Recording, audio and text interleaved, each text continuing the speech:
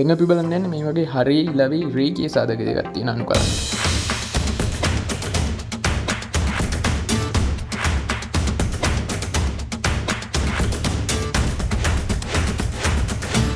එතකොට මේ ක්‍රමේ බොහොම පහසුවෙන් කරගෙන යන්න පුළුවන්. දැන් මම ලියාගෙන යනවා බලන්න ක්‍රමේ හොයාගන්න පුළුවන්ද කියලා.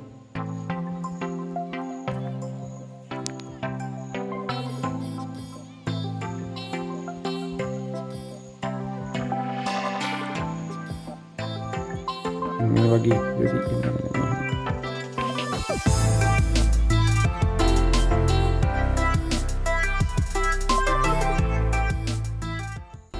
ඉදිරි මේකේ ක්‍රමී තමයි බොහොම සරල දෙයක් කරන්න තියෙන්නේ.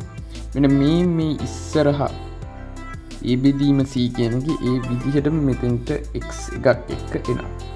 ඊට පස්සේ ඔයාලට කරන්න තියෙන්නේ ඍණ කරන්න තියෙන්නේ මොකද්ද? මම මෙතන මේ කොටස් දෙකක් question ලියලා තියෙන්නේ මොනවද කියලා බලන්න. මෙන්න මේ AD කියන එකෙන් අඩු කරන්න තියෙන්නේ BC. මේ AD කියන එකෙන් තමයි අඩු කරන්න තියෙන්නේ BC. මුලින් උඩ රූලේ x සංගුණකය සහ ඒකට විකර්ණයක අඩු කරනවා BC. ඊට පස්සේ මෙතෙන්ට එන්නේ යට එන්නේ මෙතෙන්ට දාපු එකේම වර්ගයක් තමයි මෙතෙන්ට එන්නේ. කියන්නේ C වල වර්ගය තමයි එන්නේ.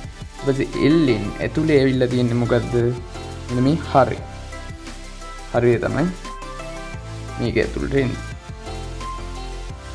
ඔන්න ඕක තමයි ක්‍රමය. ඉතින් බොහොම සරල ක්‍රමයක්.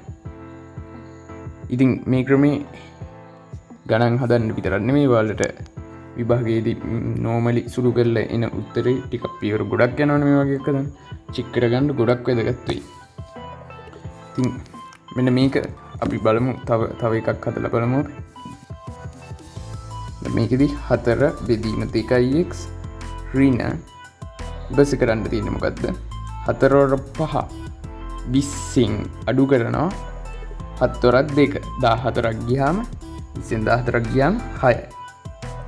ඊළඟ මෙතන ඉන්නේ 2 වර්ගය. ln එතන 2x ධන 5 අභිමත නියතේ අමතක කරන්න එපා. ඉතින් මේක ගොඩක් ප්‍රයෝජනවත් වෙයි කියලා මම හිතනවා. ඉතින් මේ ක්‍රමය යොදාගෙන ඔයාලට එන උත්තර චෙක් කරගන්න පුළුවන්.